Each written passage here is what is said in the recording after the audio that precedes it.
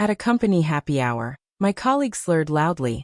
Don't worry about her, she's just the diversity token.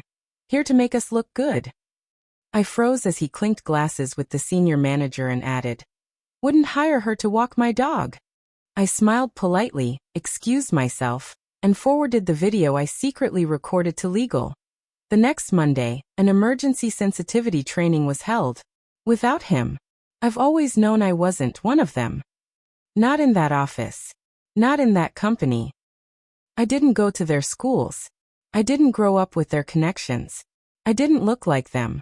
And deep down, I don't think they ever saw me as their equal. I was useful, smart, polite.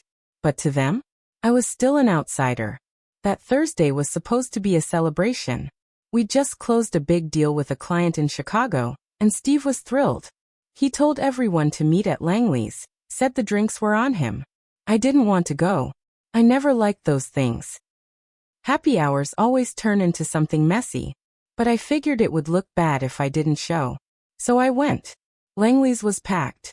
Everyone from our department was there, Marcy from design, Kevin from data, even the interns. I walked in and smiled at people, said hello, grabbed a ginger beer. I always pace myself at these things. One drink max. No jokes that could be twisted later. No stories that could get passed around Monday morning. I saw Brad and Steve at the bar. Of course. Two whiskey guys in cheap button-downs trying to act like frat boys at a reunion. That's when I heard it. Don't worry about her, she's just the diversity token, here to make us look good. My face got hot. Real hot. You know that feeling when someone says something so foul, and you look around wondering if you imagined it? But then he added, wouldn't hire her to walk my dog. And Steve laughed. That was all I needed to hear. They didn't care who was listening. They thought they were untouchable. Brad had his drink in one hand and the other around Steve's shoulder, like they were brothers. Like this was their world. I knew right then this wasn't the first time they talked about me like that. I took out my phone, pretended I was texting, hit record. They kept going, talking about how HR was too soft now, how the company was turning into a damn college campus. Steve even said something like, it's easier to just give them what they want and move on. Them. Like I was a problem. Like I wasn't standing 2 tables away. When I stopped recording, I stayed a little longer so they wouldn't know anything was wrong. Then I walked home. I was quiet. Not sad. Not angry. Just quiet. I watched the video 5 times. I wrote up a short email to legal. Didn't add commentary. Just the facts. Attached the video. Hit send. Then I waited. Friday, nothing. Saturday, nothing. Sunday night, I started to doubt myself. Maybe they'd sweep it under the rug. Maybe I'd be the one punished. It's happened before. But Monday changed everything. At 8:32 a.m., that email hit. Sensitivity training. Everyone required, except Brad. People were whispering. Kevin leaned over and said, did Brad get fired? No one had answers. Steve stayed in his office all day. Legal walked in and out fast. Marcy told me HR looked pale. Later that day, someone posted the training announcement on our Slack with the eyes emoji. That's when the rumors started. And I just sat there, working like nothing happened. But it wasn't over. Not by a long shot. After that Monday, the mood in the office changed. It was quiet in a weird way. People weren't just whispering anymore. They were watching each other. Brad didn't come in that week. Steve avoided everyone. He canceled meetings. One of the junior analysts said they saw him arguing with someone from HR behind closed doors. I pretended not to hear, but I heard everything. By Thursday, word was going around that Brad was suspended pending investigation. I kept my head down, but inside I knew what was coming. Or I thought I did. That Friday morning, I was called into legal. I sat across from 2 people I'd never seen before. Outside counsel, apparently. One of them slid a printed transcript of the video across the table. Do you confirm this is accurate? The woman asked. I said, yes. She nodded and looked me in the eye. We're taking this very seriously. I left the meeting thinking that was it. Case closed. I was wrong. That weekend, I got a call from an unknown number. I didn't answer. They left a voicemail. It was Brad. His voice was low tense. Hope you're happy, he said. You're ruining people's careers over jokes. Be careful, Talia. Karma works both ways. I just stared at my phone. Then I forwarded the voicemail to legal too. The next Monday, things escalated. Steve was gone. Out on personal leave. HR said it was unrelated to the investigation. But people weren't stupid. Then, someone leaked part of the transcript. Not the whole thing. Just the line about wouldn't hire her to walk my dog. It showed up in a tweet from a burner account that tagged the company's name. It went viral. By lunch, #Vanguard token was trending. Clients started pulling out. The PR team looked like they hadn't slept in days. And I was called into legal again. This time it was different. Do you know who might have leaked this? They asked. No, I said, and I didn't. Brad's attorney is claiming defamation, they said. I didn't blink. That's a stretch, considering it's his voice. The room got quiet. Then they told me something that made my stomach twist. There's been some backlash. Some internal comments. Certain employees are questioning if you recorded the video to set someone up. Now it made sense. Someone was trying to flip the story. Paint me as vindictive. The angry black woman card. They were reaching for it hard. The next 2 weeks were chaos. Steve resigned quietly. No email. No announcement. Just gone. Brad? His lawyer sent an email to every exec, calling the recording entrapment. Claimed I lured him into saying what he did. Said I was trying to destroy his reputation for personal gain. I was called toxic in anonymous feedback on our internal company survey. HR started acting weird around me. Cold. Like I had created a mess they had to clean up. Then someone slipped a note in my cubicle. One sentence typed on a white sheet of paper. No one likes a snitch. No name. No handwriting.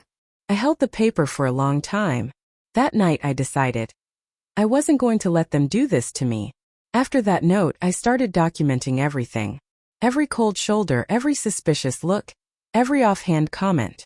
I made a private folder, logged times and dates. I wasn't paranoid. I was preparing. Because I knew something was coming. 2 days later it hit. I got called into HR. I figured it was more about the Brad situation. Maybe they wanted to settle. But no. This was different. Janine from HR sat across from me with a serious look and said, "We've received some concerning reports, Talia." About what? She took a breath. About your conduct. People have said you're making the office environment hostile. I just stared at her. She kept going. Comments about favoritism, accusations of racism, uncomfortable recordings. We've opened a formal review. I almost laughed. You're saying I'm the problem now? She held her hands up. We're not assigning blame. But you've become polarizing. That word again. Polarizing. I'd heard it before. It was code for, you spoke up, and now we don't know what to do with you. I walked out of there shaking. They were setting the stage. If they couldn't punish Brad, they'd isolate me. Make me look difficult. Dangerous. But they made one mistake. They underestimated what I'd been holding back. 2 nights later, I met up with a former employee. Her name was Elena. She worked in HR before me. Quiet, sharp, and she'd quit suddenly 6 months earlier. We got coffee in Aurora, away from downtown. I told her what was happening. She didn't look surprised. Then she told me something I didn't expect. They've done this before, she said. What? There was a woman in finance. Black too. She filed a complaint against a VP. Next quarter she got put on a PIP. Then she voluntarily resigned. It's a pattern. My stomach dropped. She pulled out a flash drive. I kept records, she said. I thought I might need them someday. I took it. That night I opened the files on my home laptop. There were emails, internal chat logs, even meeting summaries. Different women. Different departments. All similar stories.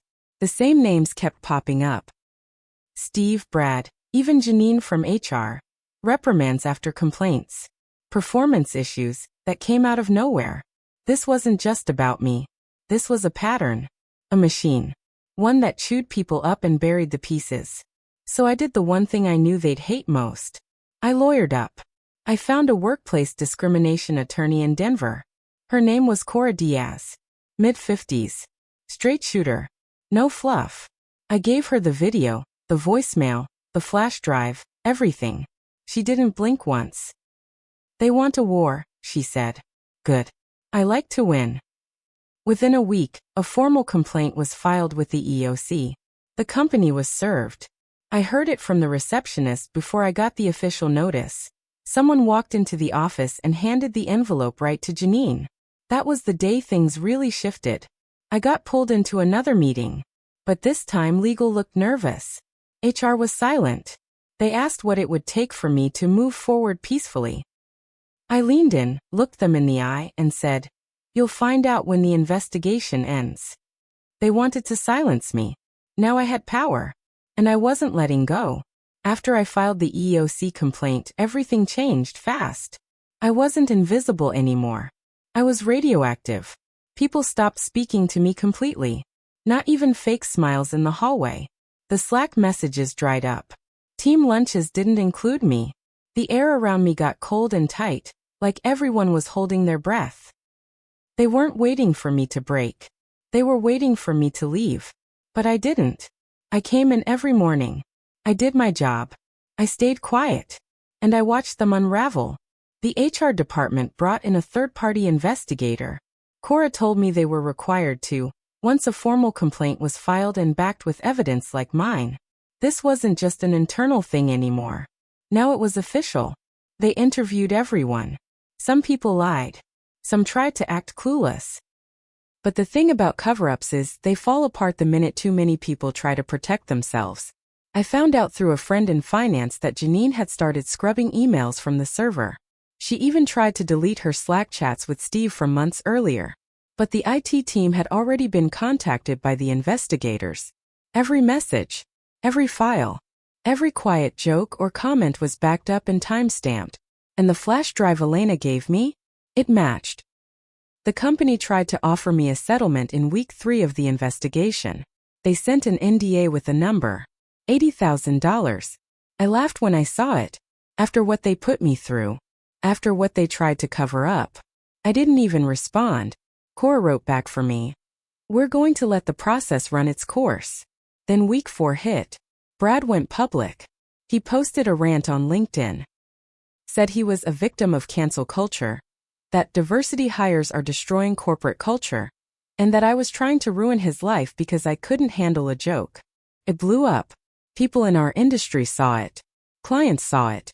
His old college posted a statement saying they do not support hate speech in any form. He was dropped from the alumni network. His account was flagged and then deleted. Then the real twist came. One of the reporters from a Denver business paper contacted Cora. They'd been tipped off about a toxic culture of retaliation at Vanguard Reach. They asked if I wanted to go on record. First I said no. I didn't want to be the story. But then I thought about all the women Elena had kept records on. The ones who'd left quietly. The ones who didn't have recordings or flash drives or lawyers. And I said yes. The article dropped a week later. Front page of the business section. Headline: Inside the Culture of Silence at Vanguard Reach. Former employee speaks out with evidence of racism, retaliation and cover-ups. They printed Brad's words. Word for word. They quoted Steve. They used screenshots. They even quoted the anonymous snitch note I got. They didn't use my photo. Just a silhouette. But anyone who knew the company knew it was me. And suddenly everything collapsed. 3 major clients pulled out in 48 hours. Another 7 froze all future contracts. The board launched a full internal audit. Janine was fired. No severance. No goodbye email. Just gone. Steve tried to resign quietly again. Didn't work. His resignation letter leaked. It was pathetic. Called it all a misunderstanding. Brad? He was blacklisted. Couldn't get interviews anywhere. Rumor is he's working freelance now, begging for gigs on job boards using a fake name. And me? 2 weeks after the article came out, I got an email from the new head of HR. She asked if I would consider returning to the company in a leadership position focused on equity and transformation. I wrote back, no. But thank you for confirming how badly you need what I tried to offer before you tried to destroy me. Then I deleted the email. I didn't go back. I took a job with a consulting firm that helps companies rebuild after discrimination lawsuits. Now I work with people like me. People who've been pushed out, shut down, ignored. People who know what it means to be the only one in the room. And every time I step into a boardroom with a CEO who thinks this can't happen at their company, I smile and say, let me tell you a story. Because people like Brad, like Steve, like Janine, they thought I was the weak link. But I was the thread that unraveled everything.